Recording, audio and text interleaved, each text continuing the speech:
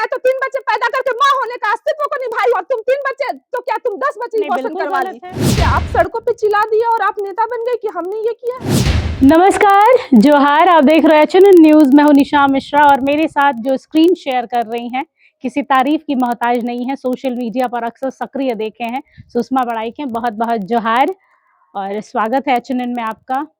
जी, आपको भी मेरी तरफ से जोहार है और सभी दर्शकों को भी जोहार है। सुषमा, सोशल मीडिया पर आपको देखा है, अक्सर आप बोलती रहती हैं, कभी जयराम महतो को लेकर, कभी निशा भगत को लेकर। फिलहाल आप निशा भगत पर थोड़ी सी जुबानी जंग कह सकते हैं, क्योंकि अब जी। हाथापाई तो कर नहीं सकती थी, जुबानी वार आप कर रही हैं। टकली बेशर्म औरत, दलाल तो तुम हो और दलाल तुम हो और तुम कहती हो कि मैं माननीय के घर में घुस के उनको चप्पल से मारूंगी।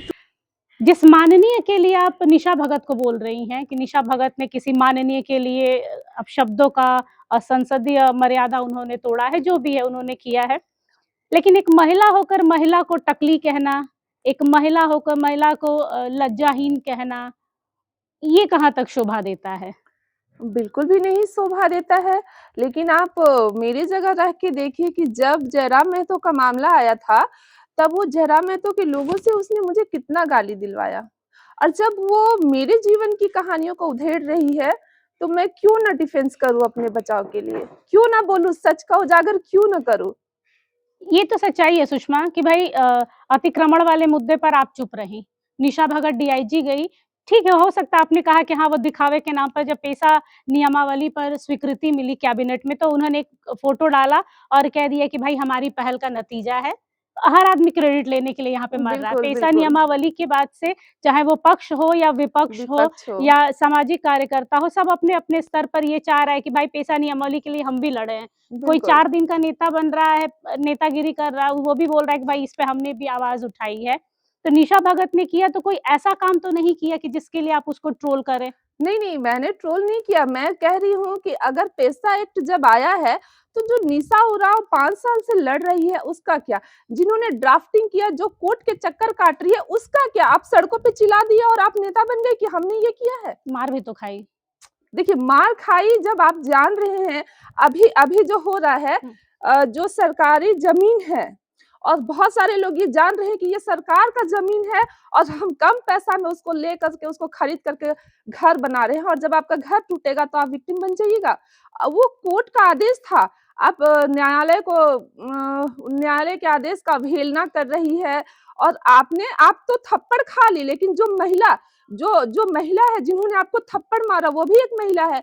वो राज्य के लिए वो 24 घंटा ड्यूटी पर खड़ी रहती है हमारी सुरक्षा के लिए। आप उनको गाली दिए, उनका वीडियो देखिए, तब ना वो आपको थप्पड़ मारी। वो 24 घंटा ऑन ड्यूटी करती हैं अपने बच्चों को घर में छोड़ के और वो अपना ड्यूटी निभा रही थी। आज क्या मेरे पास 4 बॉडीगार्ड हैं, वो पूछ के जाएँगे क्या कि सुषमा मैम पे हमला हो रहा है तो हमको गोली चलाना है या नहीं चलाना है? आप वहाँ पे उस तरह का विवाद फैला दिया, आप उस तरह उनका क्या गलती है? उन जवानों का क्या गलती है? सुषमा बड़ा एक नेता नहीं है, बहुत बड़ा अभी सेलिब्रिटी आप झारखंड में नहीं है, लेकिन इसके बावजूद भी आप सिक्योरिटी लेके चलती हैं, क्यों? किससे खतरा है सुषमा बड़ाई को? देखिए, मैंने बहुत सारे लोगों के कुकर्मों को उजागर किया है, मुझ पे गोलियाँ चली हैं, 2022 में मुझे 3 गोली मारी गई थी। मुझे सुप्रीम कोर्ट, भारत के सर्वोच्च न्यायालय ने मुझे सिक्योरिटी प्रोवाइड कराया है। तो ये भी तो कहा जाता है कि कई बार सुषमा बड़ाइक कई ऐसे लोगों को भी एफआईआर और एसटी केस में अंदर करा चुकी हैं कि जब भी कोई आदमी या मर्द उनके पास जाता है, कुछ बात करता है जो उनके विरुद्ध में होता है, तो उस पर वो एसटी का मुकदमा दर्ज नहीं, करवा नहीं, देखिए देती हैं। पुलिस प्रशासन पागल है क्या कि मैं किसी के विरुद्ध में लिख के दे दूँगी और उनको जेल भेज देंगे? हुँ। और जबकि मेरी सिस्टम से लड़ाई है, मेरी पुलिस प्रशासन से लड़ाई रही है, तो किस लिए पुलिस प्रशासन मेरा इतना फ़ेवर करेगी कि मैं किसी के विरुद्ध जाऊँगी, वो लिख के भेज देंगे? सुषमा बड़ाई का जो सॉफ्ट कॉर्नर है वो जेएमएम की ओर दिखता है। आपके फेसबुक पेज को आज मैं देख रही थी, उसमें मुख्यमंत्री हेमंत सोरेन का भी आपने शेयर किया है, इरफान अंसारी को आपने शेयर किया है। तो जेएमएम के प्रति कोई है कि हाँ, इन फ्यूचर कभी जेएमएम जॉइन करने का? देखिए, मुझे लगता है कि जेएमएम जल-जंगल ज़मीन की पार्टी है और अगर ऐसे जल-जंगल ज़मीन की पार्टी के विरुद्ध अगर कोई आँच आएगा तो मैं खड़ी रहूँगी। आपने अरावली का मुद्दा उठाया, अभी सोशल मीडिया पर आपने कहा कि अरावली के लिए एक चैनल को आप इंटरव्यू दे रही थी, उसमें कह रही थी कि भाई अरावली को बचाओ।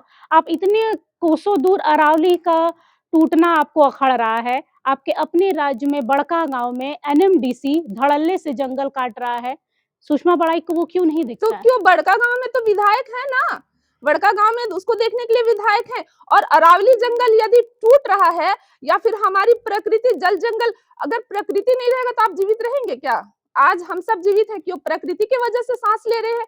और दूसरी बात कि मैं 2019 में प्रकृति को लेकर के आपदा संकट को चिंता करते हुए मैंने माननीय सर्वोच्च न्यायालय में पीआईएल दायर करके इस मुद्दों को रखी थी। तो मैं क्या, अगर मेरा घर जलेगा तब हम कहेंगे कि मेरा घर जल रहा है, मुझे आवाज उठाना तो चाहिए। शुरुआत हमेशा पहले अपने घर से होती है ना सुधारने की, नहीं, अपने नहीं। राज्य से ना। आप देखिए, अपने अपना राज्य है, मुझे अपने राज्य के लिए, मैं कोई पद में नहीं हूँ, लेकिन भी मुझसे जितना हो रहा है, मैं महिलाओं के हित में काम कर रही हूँ। और जिस भी क्षेत्र में लग रहा है मुझे करना चाहिए, मैं कर रही हूँ। लेकिन ऐसा नहीं है कि जब मेरा घर, मेरा परिवार जलेगा, तब मुझे दर्द का एहसास होगा कि किसी और कोई और अगर जलता रहेगा तो मुझे दर्द नहीं होना चाहिए क्या? अगर आज अरावली जंगल जल जाएगा तो क्या दिल्ली का एक आईक्यू अगर बहुत ज़्यादा एक्यूआई हो गया हाँ। है, जो क्वालिटी, एयर क्वालिटी है वो प्रदूषित हो चुका है, तो क्या वो हम ये देखते रहे कि हमारा जो झारखंड में भी यही यही नहीं, परिस्थिति हो मेरा जाए? मान आपने अरावली के लिए उठाया वो तो सही किया, क्योंकि वो उठाना भी चाहिए। अरावली हमारा एक इतिहास है, संजोए हुए है, संस्कृति का हिस्सा है, लेकिन पहले शुरुआत अपने राज्य को बचाएँगी ना, पहले आग लगेगा आप अपने घर को बचाएँगी कि पड़ोसी का घर बचाएँगी? तो तो हमने पहले अपने राज्य में के लिए क्या नहीं, सीएमटी, एसपीटी का यहाँ पे उल्लंघन हो रहा है, सरकारी ज़मीनें दखल की जा रही है, आदिवासियों की ज़मीनें तो दखल की सुनिए, जा रही मुझसे है, मुझसे वहाँ सुषमा बड़ाई कहाँ है? मैं प्रोटेस्ट कर रही हूँ, कोर्ट से प्रोटेस्ट कर रही हूँ ना। मैंने महिलाओं के मुद्दे को उठाया, कोर्ट में पीआईएल दायर किया, मैंने कई तरह के मुद्दों को कोर्ट में उठाया। तो कोर्ट की बात क्यों नहीं रखी जाती है? क्या मैं सीना में 4 गोली खा करके वहाँ चिल्ला-चिल्ला के बोलने जाऊँगी, धक्का-मुक्की खाने जाऊँगी क्या? आप, कौन जानता है कि मेरे दुश्मन कहाँ कौन खड़े हैं? तो जब आप, बहुत सारे लोग झारखंड में राजनीति मुद्दा को उठा रहे हैं, तो बाकी लोग क्यों सोए हुए हैं? तो उसको तौर तरीका से आप उठाइए सब ना। उठा रहे हैं, आपने अभी तक धर्मांतरण पे नहीं बोला है, आपने डिलिस्टिंग पर नहीं बोला कैसे है, नहीं मैंने बोला आप है डिलिस्टिंग घुसपैठियों पे, पर नहीं मैंने बोलती बोला हैं, है शिक्षा पे घुसपैठियों नहीं पे बोला बोलती है, हैं, मैंने शिक्षा पे रोजगार बोला, पर नहीं नहीं बोल गलत रही बोल हैं। रही हैं आप। हुँ। आप देखी नहीं है, मैंने हुँ। कोर्ट में फाइल किया है कि अच्छा, सबसे सारा पहले, मुद्दा कोर्ट में जा रहा है, सड़क पर क्यों नहीं दिखती है क्यों सुषमा मैं बड़ाई? सड़क पे कैसे जाऊँगी? आप आप गोली खा जनता के के सड़क ज पे जाइएगा आप क्या? हर बार थोड़ी कोई गोली चला देगा, बिल्कुल चलाएगा, कितना दुश्मन है आपका? बिल्कुल है। बिना राजनेता हुए, नहीं, बिना नहीं। किसी पार्टी का हाथ थामे सुषमा बड़ाई आपको इतनी पता बड़ी होना चाहिए दुश्मन। कि मैंने पूरे सिस्टम के ढांचे से लड़ा है, और पूरे सिस्टम के ढांचे को सबक सिखाना इतना आसान तो नहीं आप है। अगर आज भविष्य आप राजनीति में अगर आप सामाजिक कार्यकर्ता हैं, राजनीतिक मुद्दों को उठा रही हैं, तो ये लाज़मी सी बात है कि आपकी रुचि राजनीति में है और इसमें आप फ्यूचर भी देखती हैं। तो कहीं तो आपको वो गोलियाँ बोलिए, लोगों की गंदी, भद्दी गालियाँ बोलिए, सब आपको बर्दाश्त करना पड़ेगा। लेकिन वो बंद कमरे में आप नहीं कर सकती हैं, सिर्फ़ कोर्ट का दरवाज़ा हर चीज़, क्योंकि आपको पता तो है कोर्ट में क्यों इतने सारे केस हम पेंडिंग प्रोटेस्ट पड़े कैसे हैं। नहीं, प्रोटेस्ट कैसे करेंगे? क्यों हम ज्योत्सना केरकेट्टा है, 2 तरह का जयराम महतो प्रोटेस्ट, है, निशा भगत है, सुनिए, सब सुनिए, सड़कों पे उतर सब रही हैं। सड़कों पे उतर रही हैं, तो हुँ। क्या गाली-गलौज करने के लिए सड़कों पे हम उतर जाएँ? आप कितना भी हैं तो संविधान के चौथे स्तंभ हैं, है ना? तो क्या मेरी ज़िम्मेदारी बनती है कि मैं आपको गाली-गलौज से बात बिल्कुल नहीं, करूँ? अच्छे से नहीं अगर रखी जा आपको सकती प्रोटेस्ट बात। करना है, हुँ। सड़कों पर प्रोटेस्ट करना है, तो क्या आप माननीय को कहेंगे कि मैं चप्पल से मारूँगी? उनके लिए ये उन पे शोभा केस देता भी है क्या? होगा, बिल्कुल उन पे के लोग एफआईआर की माँग कर रहे बिल्कुल। हैं। हाँ। तो आप जब प्रोटेस्ट कर रहे हो, संविधान से आप बाहर नहीं जा सकते हैं, और हम सब संविधान के भीतर रहते हैं, और संवैधानिक चीज़ों को देखते हुए हमें प्रोटेस्ट करना है। तो मैं जितना सक्षम हूँ उतना ही चादर पसारूँगी ना, तो मैं जितना सक्षम हूँ मैं कर रही हूँ। सुषमा जब मुझे बड़ाई लगेगा कि कन्वर्ट है?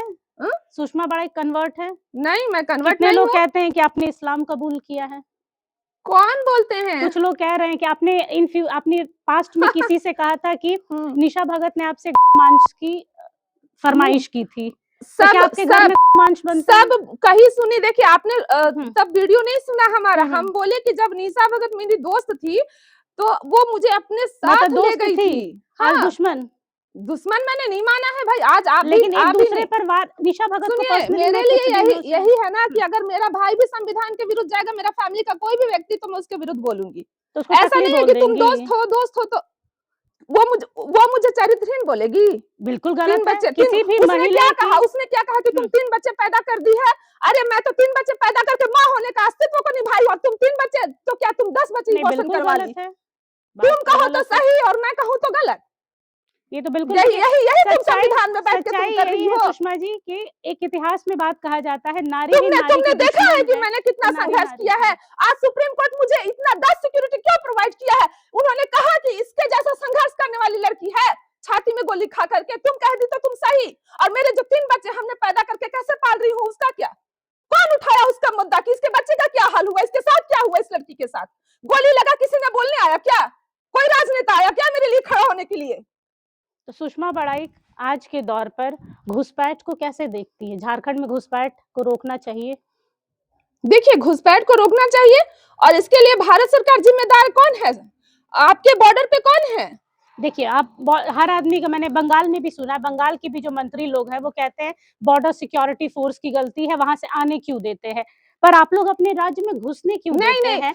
आपने गेट लगाया है, हम्म, आपके आपके गेट में दरबान होंगे, अगर हम आप नहीं घुसने देंगे, हमारी हिम्मत है, हम घुस जाएंगे। फिर भी तो घुस रहे आप हैं ना। घुसने दे रहे तो हैं, राज्य में कैसे घुसने दे रहे? राज्य आप सरकार को घुसने दे दोष रहे, नहीं देंगे? राज्य सरकार की भी दोषी है। मैं राज्य सरकार को नहीं बचा रही हूँ, आप जहाँ गलत रहेंगे मैं आपके गलत पूर्व बोलूंगी आपको। मुख्यमंत्री चंपई सोरेन लगातार बोल रहे हैं कि यहाँ पर पहले एक घुसपैठिया देखा गया, आज के टाइम पर बॉर्डर एरिया में 200 से ज्यादा मुस्लिम परिवार आकर बस गए हैं और यहीं के हो गए हैं। राज्य सरकार चुप है। हालांकि चंपईदा को ये अब दिख रहा है जब वो भाजपा में गए हैं। चंपईदा जब जेएमएम में थे तो ये उन्हें नहीं दिख रहा था, उस समय सब कुछ अच्छा अच्छा था। जब से भाजपा में गए हैं उन्हें 10 कमियां दिख रही हैं राज्य सरकार की। इस पर सुषमा बड़ाई कैसे देखती है? देखिए, सब कोई अपना-अपना घर को बचाना चाहता है, वही है राजनीति।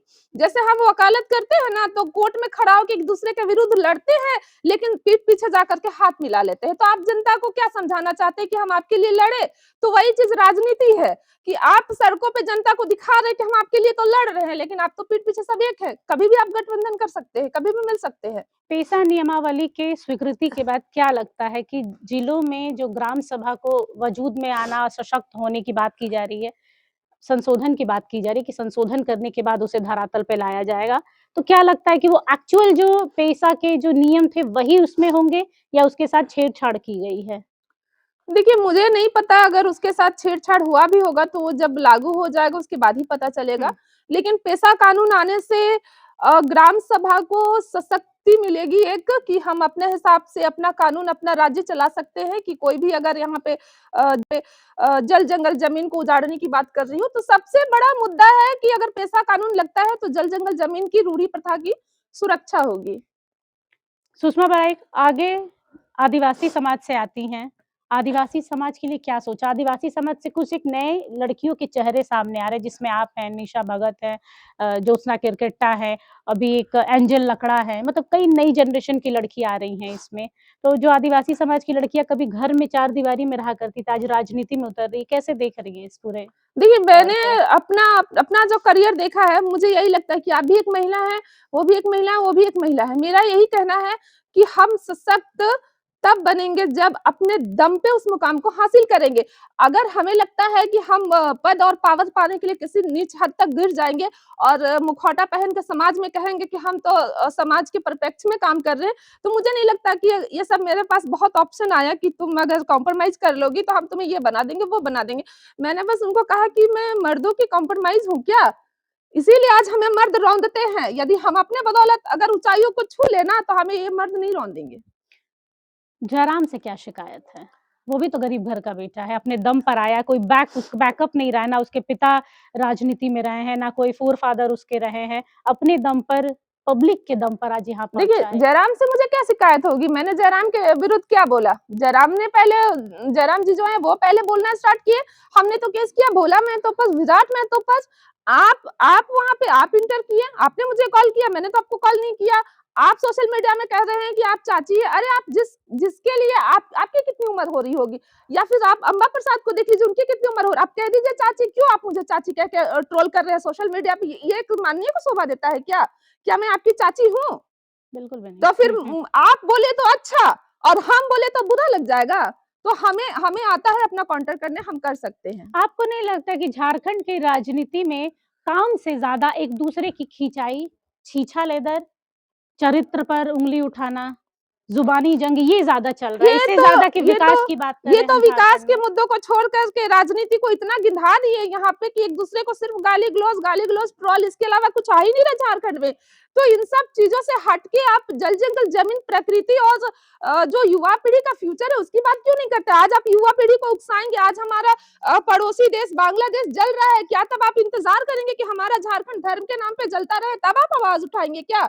जब अब आज हमें किसने गोली मारा? आज हमें गोली मारने वाले सब मुसलमान थे। आज यूपी, उत्तर प्रदेश, लखनऊ से आकर के शूटरों ने मारा। मुझे किस लिए मारा? हुँ। इसलिए ना मारा कि मैंने भगवान महादेव का नाम लिया।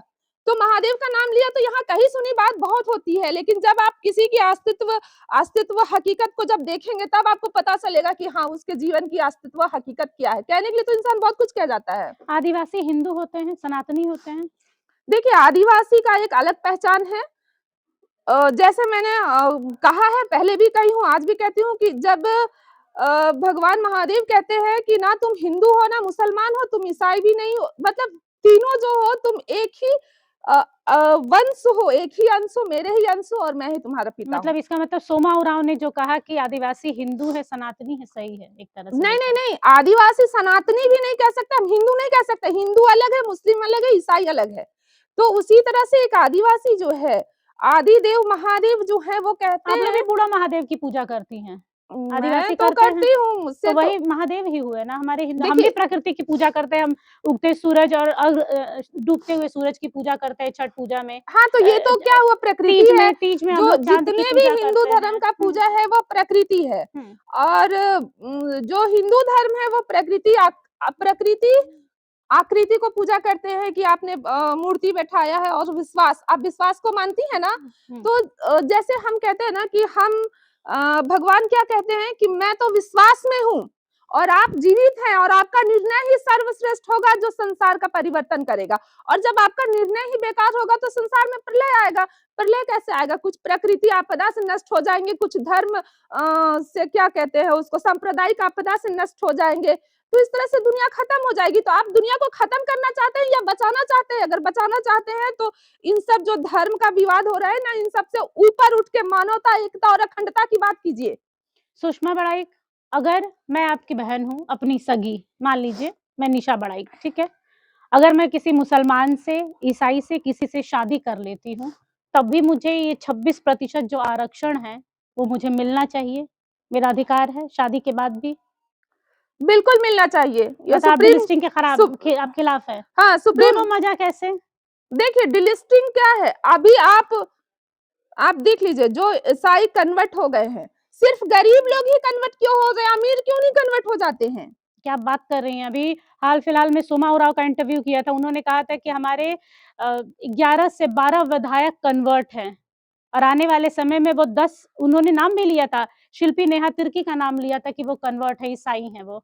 और वो हुँ। आदिवासियत का भी फ़ायदा उठा रही हैं, उन्हें जो आरक्षण चाहिए वो भी और ये भी। हालाँकि इस खबर की हम पुष्टि नहीं करते, सोमा उरांव का वीडियो हमारे पास है और उसमें देखिए, उन्होंने मैं कहा था। राजनीति में ज़्यादा कदम नहीं रखी हूँ, लेकिन मैंने जहाँ देखा है, अगर अभी धर्म के नाम पर जो ईसाइयों का भी जो 25 दिसंबर को हुआ, वो करना सही था क्या? अरे, जहाँ भगवान जीवित है, वहाँ जाके हनुमान चालीसा पढ़िए ना। जब कह रही हूँ कि भगवान स्वयं आकर के दुनिया को बचाना चाहते हैं, दुनिया को बताना चाहते हैं कि मैं यहाँ जीवित हूँ, वहाँ कोई क्यों नहीं जाते हैं? आप चर्च में जाके हनुमान चालीसा पढ़ रहे हैं? मतलब धर्मांतरण सही है आपके लिहाज से? देखिए, हमारा वो ये जो भारत देश है, वो धर्मनिरपेक्ष देश है। अगर आप ईसाई धर्म का बहिष्कार करते हैं, तो आपको जो अंग्रेजी भाषा है, उसको भी बहिष्कार करना होगा। यहाँ पे जितना भी उच्च शिक्षा है, सब अंग्रेजी भाषा में है। फिर आपने आप जो उसको पहना है बहिष्कार वो भी कर दीजिए। वेस्टर्न ही है। हाँ, तो अभी मैंने जो जैसे पहना वो निशा वेस्टर्न ही है। भगत रूढ़ी प्रथा की बात करती है कैमरा में आके, तुम पीठ पीछे जीन्स पहन लेती है। जीन्स पहनती हो ना तुम? तो फिर वो तो वेस्टर्न कल्चर है जीन्स। तो फिर आप क्यों कैमरा में आकर के जनता को गुमराह कर रही है? क्यों उनको शिक्षित होने नहीं दे रही है? क्या उनको इंग्लिश बोलने का अधिकार नहीं है? देखिए इंग्लिश बोलना, इसके लिए कॉन्वेंट्स बने हुए हैं, इंग्लिश बोलना, नहीं, पढ़ना, नहीं, शिक्षा वो प्राप्त भी धर्म तो बदल विदेशी दे। है, वो भी तो विदेशी है। इंग्लिश कल्चर, इंग्लिश भाषा भी तो विदेशी है। तो भाई हमारे यहाँ हिंदी आप लोग मान कहाँ रहे हैं? हम आपके यहाँ तो अगर हिंदी मानिए ना, बोलेंगे, तो क्यों आप नहीं लोग है? बोलेंगे लागू क्यों आदिवासी नहीं है? भाषा बोलिए, बंगाल में रहो तो बंगाली बोलो, दिल्ली में रहो तो दिल्ली लेकिन की लेकिन भाषा, शिक्षा महाराष्ट्र के क्षेत्र में देखिए सीबीएसई बोर्ड हो गया या जैक, जो भी अभी तो जैक बोर्ड में भी इंग्लिश को कंपलसरी कर दिया गया है, या फिर हमारे सर्वोच्च न्यायालय है, या फिर राज्य देखिए का। भाषा की बात हाँ, करेंगे इसलिए ताकि बच्चे अगर विदेश में जाकर पढ़ाई करते हैं या नौकरी करते हैं तो उनके लिए अभी अभी सुविधा जो हो, जो कम्युनिकेशन का बेहतर एक डिग्री गैप है है और वो तो कुछ नहीं विदेशों में है। ही जाके किया जा रहा है, जो लॉ की भी हुँ। बेहतर डिग्री है वो विदेशों में जाकर किया जा रहा है। तो आप देखिए हर चीज का दो पहलू होता है, एक स्त्री, एक पुरुष, धरती और आकाश। आप आज कहेंगे कि हम यहाँ पे सभी ईसाइयों को डिलिस्ट कर देंगे, तो इतना भारत देश में सभी ईसाइयों को नहीं, जो आदिवासी से ईसाई बने हैं उनको। तो ईसाई तो आपको ईसाई क्या हैं। लगता है कि विदेश के आकर के ईसाई यहाँ पे हैं क्या? सभी तो डिलिस्ट ईसाई हैं भारत में, हैं? एक नहीं, भी नहीं, बता उनको दीजिए। ये नहीं कहा जा, उनको बस ये कहा जा रहा है कि भाई जिनको धर्मांतरण करना है वो करे, लेकिन वो आदिवासियों का जो 26% आरक्षण है वो छोड़ दो ताकि बाकी आदिवासी आज उसका अगर मैं फ़ायदा उठा आदिवासी हूँ और सकें। मैं जनरल लड़के से शादी कर लेती हूँ, तो सुप्रीम कोर्ट भी कहते हैं कि उनका आरक्षण खत्म नहीं होगा, तो आप संविधान को मानिएगा कि अपनी भाषा को इसीलिए मानिएगा? तो माँग रहे हैं ना वो, तो आप इसमें समर्थन देती हैं कि आप इसके विरुद्ध में हैं? मैं इसके विरुद्ध में हूँ, मैं इसके हुँ। विरुद्ध में हूँ। जनता के लिए क्या चाहती हैं? रोज़गार की बात कर रही हैं आप, यहाँ पर बेरोज़गारी का मुद्दा उठा रही हैं, तो सुषमा बड़ाई क्या कर रही हैं? सिर्फ़ फेसबुक पर, सोशल मीडिया पर आकर बोल देना और ज़मीनी स्तर पर काम करना झारखंड के लोगों के लिए, उसमें फ़र्क है। तो कब उतरेंगी, कब करेंगी? बोलना तो हो गया, कब सुषमा बड़ाई को सब जानता क्या है। करूँ? मुझसे जितना हो रहा है मैं कर रही हूँ। मैं कोई राजनीति जॉइन नहीं कर रही हूँ कि मैं झंडा लेके 10 लोगों को लेके सड़कों पे चिल्लाऊँ। मैं संवैधानिक रूप से मैंने कई ऐसे पीआईएल फाइल करके न्यायालय से माँग करी हूँ कि यहाँ की जो शिक्षा व्यवस्था है वो बेहतर होना चाहिए। यहाँ पे जो हर महिलाओं को सशक्त होना चाहिए, हर पीड़ित महिलाओं को कंपनसेशन मिलना चाहिए, नौकरी मिलना चाहिए, उनको स्वरोजगार से जोड़ना चाहिए। तो अब मैं एक ही महिला पूरी भारत देश की मुद्दा तो नहीं उठा सकती हूँ नहीं, ना। अपने झारखंड को देखिए पहले, वो ज़्यादा ज़रूरी है। भारत तो को देखने के लिए बहुत जन बैठे हैं। जितने भी यहाँ पे जो उस तरह की महिलाएँ हैं, मैं महिलाओं को लेकर के सबसे मेरा पहला मेन मुद्दा है महिलाओं को सशक्त करना, ताकि वो समाज में शोषित, पीड़ित ना हो और उनको कोई ऐसा जगह में कॉम्प्रोमाइज़ ना करना पड़े, ताकि वो कॉम्प्रोमाइज़ करके आगे बढ़ने का नौबत ना आए, वो अपने दम पर सशक्त होकर के आगे बढ़े। सुषमा बड़ाई अपनी आर्थिक स्थिति को सुधारने के लिए क्या करती हैं? जॉब करती हैं, बिज़नेस करती हैं? मैं हाई कोर्ट में काम भी करती हूँ सीनियर एडवोकेट के साथ में, और मेरे पापा गवर्नमेंट जॉब में हैं, मेरे फैमिली में 3 भाई गवर्नमेंट जॉब में हैं और मेरा घर उसी से चलता है, मेरा कहाँ तक फैमिली पढ़ाई से। की हैं सुषमा बड़ाई ने? पढ़ाई को लेकर, शिक्षा को लेकर? देखिए, ये बात मैं अभी मीडिया सोशल में मीडिया पे नहीं नहीं लाना बोलना चाहती चाहती हूँ। हूँ, अच्छी बात है, अपनी पर्सनल लाइफ़ नहीं बतानी चाहिए। हालाँकि अगर आप राजनीति में जाएँगी तो आपका सब कुछ खुलेगा, ये बिल्कुल, सच्चाई है, बिल्कुल, ये सब बिल्कुल, कुछ सामने आएगा। बिल्कुल। ये सुषमा बड़ाई थी जिन्होंने हर सवाल का बेबाक होकर, मुखर होकर जवाब दिया। कहीं-कहीं पर थोड़ा-सा एग्रेशन दिखा, वो इसलिए क्योंकि जब बात चरित्र पर आती है तो अच्छे-अच्छे लोग तिलमिला जाते हैं, तो इन पर आई तो ऑब्वियस सा बात है कि लेकिन ये भी सही है कि नारी, नारी के ही दुश्मन बन रही है, नारी, नारी को ही निर्वस्त्र कर रही है, वो भी सोशल मीडिया पर आकर, जो कि गलत है, नहीं होना चाहिए। वो निशा भगत हो, ज्योत्सना हो सुषमा हो, सबके लिए यही है कि भाई कम से कम महिलाओं में तो वो एकता दिखनी चाहिए। पुरुष और समाज के कई लोग हैं जो आपके खिलाफ ऐसे ही खड़े हैं। वैसे ही आज भी पुरुष प्रधान देश है हमारा, महिलाएँ आगे बढ़ती हैं तो 10 लोग पैर खींचने के लिए तैयार होते हैं। अगर आप लोग आपस में ही भिड़ती रहेंगी, तो झारखंड छोड़िए आप लोग अपना ही विकास नहीं कर पाएँगी। सुषमा बड़ाई के साथ बहुत ही अच्छी खास बातचीत रही है। कैसा लगा? कमेंट करके ज़रूर बताइएगा। कुछ अच्छा लगे तो भी, कुछ बुरा लगे तो भी और अगर कुछ सुझाव देना है तो भी। जोहार, नमस्कार। अगर आपको हमारा ये वीडियो अच्छा लगा तो इसे लाइक करें, शेयर करें और हाँ, सब्सक्राइब करना ना भूलें।